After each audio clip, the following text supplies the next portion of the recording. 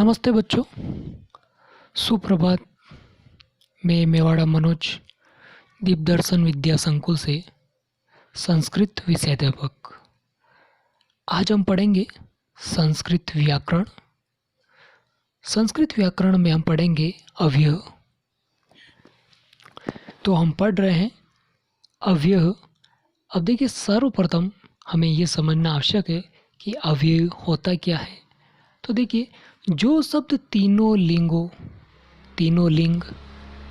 Pulling, स्त्रीलिंग और नपुंसकलिंग, सभी विभक्तियों यानी कि प्रथमा से सप्तमी विभक्ति तक सारी की सारी विभक्तियों तथा सभी वचनों अर्थात एक वचन, द्विवचन और बहुवचन, ध्यान दीजिए, तीनों लिंग, सारी विभक्तियाँ और तीनों वचनों में एक समान रहते हैं, अर्थात उसमें परिवर्तन नहीं आता है, अर्थात जिनके रूप में कभी कोई परिवर्तन नहीं होता है।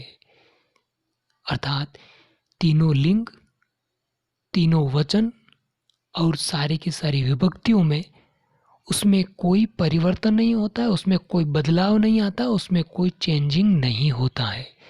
ऐसे शब्द क्या कहलाते हैं? अव्यय कहलाते हैं। अर्थात वे शब्द जो लिंग वचन कारक के अनुसार बदलते नहीं हो, अव्यय कहलाते हैं। ओके, अब देखिए यहाँ पर अव्यय के अंदर अव्यय अर्थात जिसमें बदलाव नहीं हो, जो खर्च नहीं होता हो, वो आपका क्या होगा? अव्यय होगा। तो अब हम समझ चुके हैं कि अव्यय किसे कहते हैं या अव्यय क्या होता है। अब हम आगे बढ़ते हैं। अब देखिए, अव्यय हम समझ चुके हैं, जो तीनों वचन, लिंग और कारक में कोई परिवर्तन नहीं होता है, कोई बदलाव नहीं होता है, ऐसे शब्द अव्यय कहलाते हैं।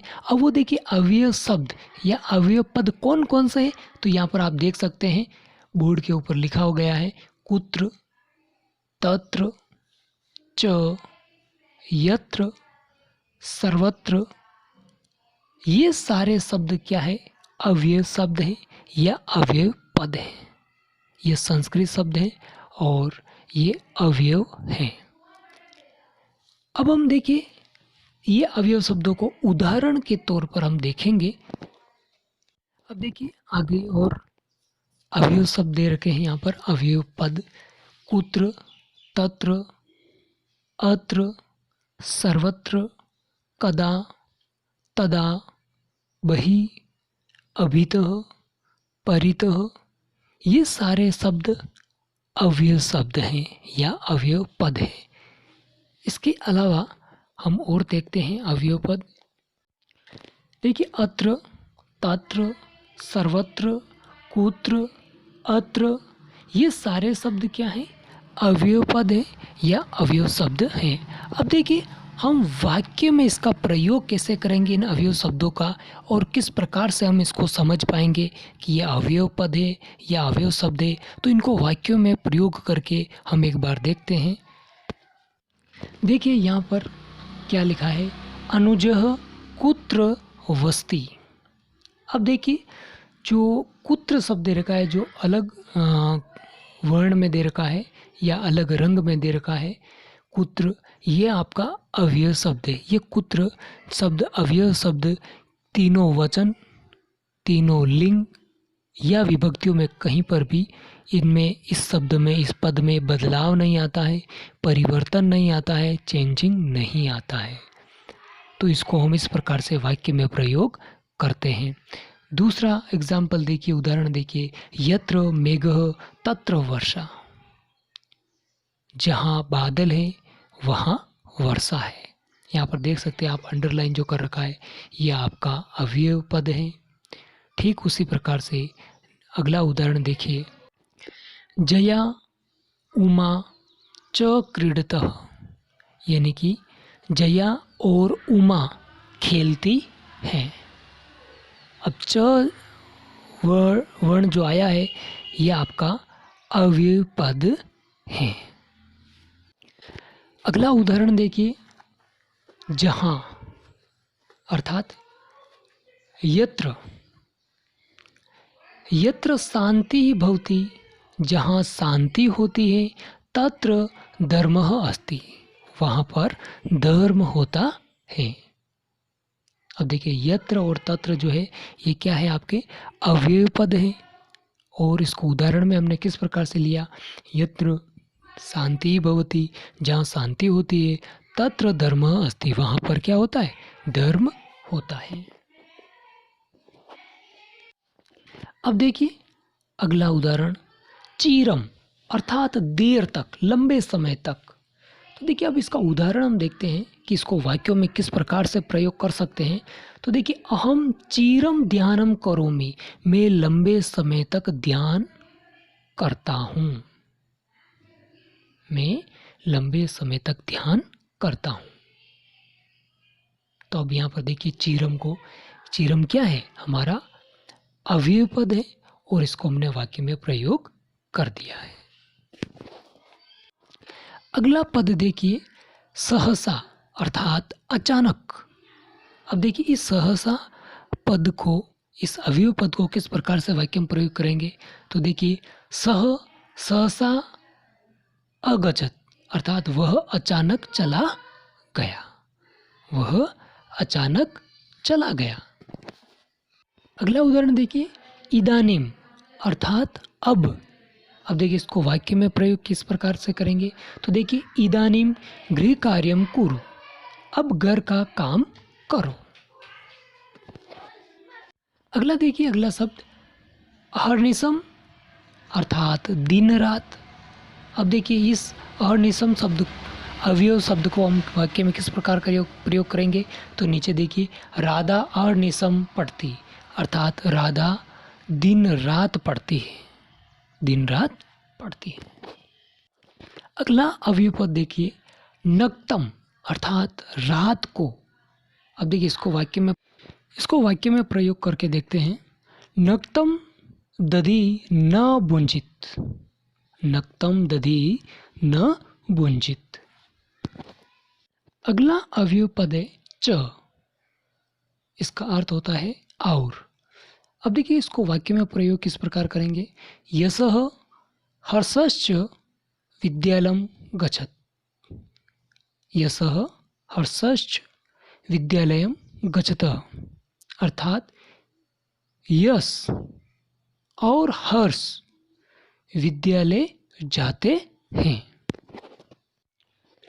अगला देखिए स्व अर्थात आने वाला कल, आने वाले कल के लिए स्व शब्द का प्रयोग करते हैं। इस अव्यय पद को वाक्य में प्रयोग अगर करें तो देखिए श्यामः स्वः ग्रामम गमिष्यति अर्थात श्याम कल गांव जाएगा, श्याम कल गांव जाएगा। अगला अव्यय पद देखिए ह्य अर्थात बीता हुआ कल। अब देखिए इसको वाक्य में प्रयोग करके देखते हैं। है रविवार आसीत्, है रविवार आसीत् यानी कि कल रविवार था। अब देखिए अगला अव्यय पद है वृथा अर्थात बेकार, यानी वृथा न वद यानी कि बेकार मत बोलो, बेकार मत बोलो। अगला अव्यय पद है हमारा अद्य अर्थात आज। अब इसको वाक्य में प्रयोग करके देखते हैं। अद्य अवकाश अस्ति अर्थात आज अवकाश है, आज छुट्टी है। अगला अव्यय पद है पुनः अतः फिर। त्वं पुनः आगमिष्यसि, तुम वापस आओगे, पूछा गया है तुम वापस आओगे।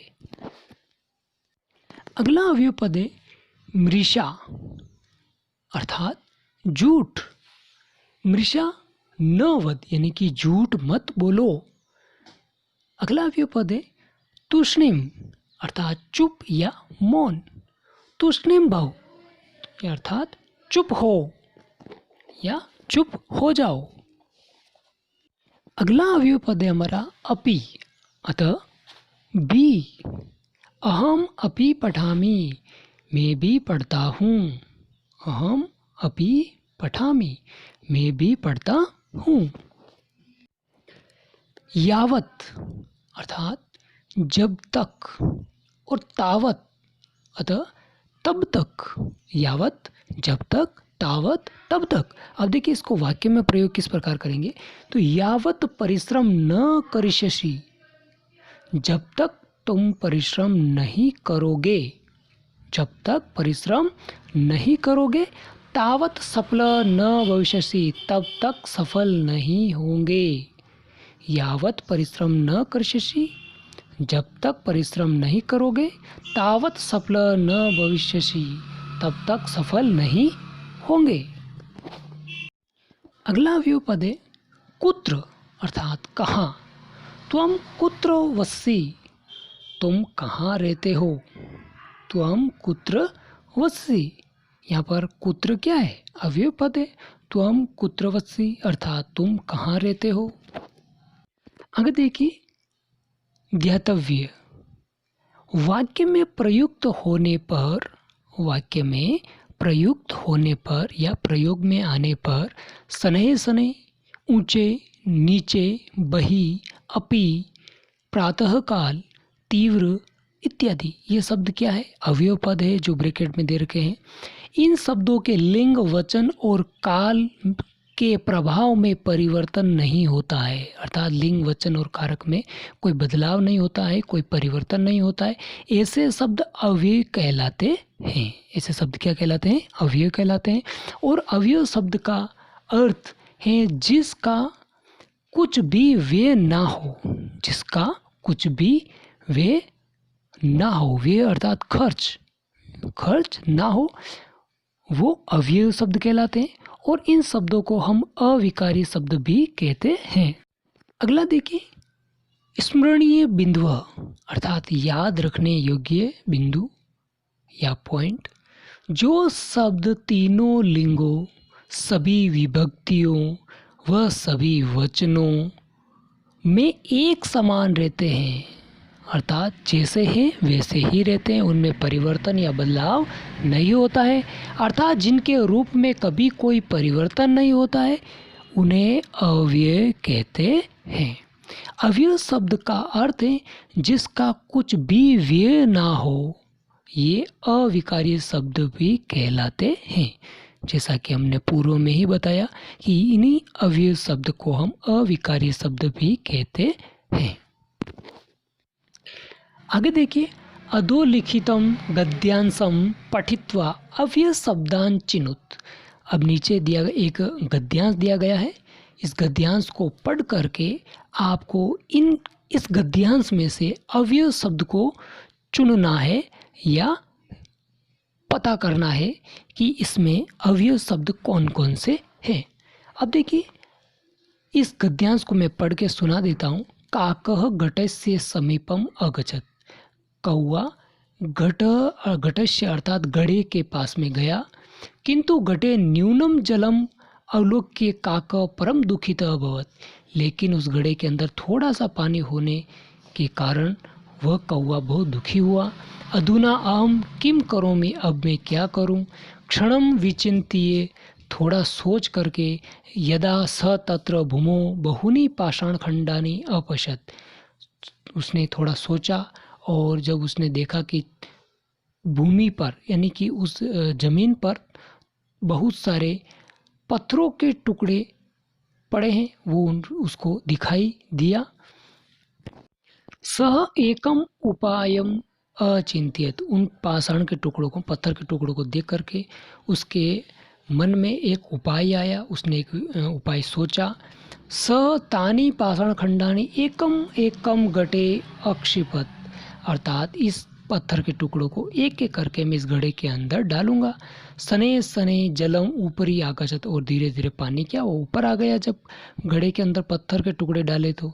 तदा काक वारिणा तृप्त अभवत, और तब कौवे ने क्या किया, पानी पी करके तृप्त हो गया।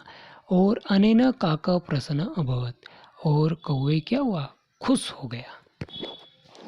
अब इस गद्यांश में से आपको अव्यय पद चयन करना है और फिर उसके नीचे अंडरलाइन आपको करनी है। दूसरा क्वेश्चन है आपका, कोष्ठकात उचित शब्दम चित्वा रिक्त स्थानानि पूरयत, यानी कि ये जो ब्रैकेट दे रखे हैं इसके अंदर कुछ शब्द दे रखे हैं, इन अवयव पदों को, इन अवयव शब्दों को इन रिक्त स्थान में भर करके आपको पूरा करना है। अगला क्वेश्चन दे रखा है, अधोलिखितम अवयव शब्देन वाक्य निर्माणम कुरुत, यानी कि नीचे कुछ शब्द दे रखे हैं, 6 शब्द दे रखे हैं। इन शब्दों की सहायता से आपको इन अवयव शब्दों का प्रयोग करते हुए आपको वाक्य बनाने हैं। इस प्रकार से हमारा ये वीडियो यहीं पर समाप्त होता है और उम्मीद करता हूँ कि जो क्वेश्चन मैंने दिए हैं, प्रश्न दिए हैं, वो आप उचित समय पर हल करके जवाब दे देंगे। धन्यवाद।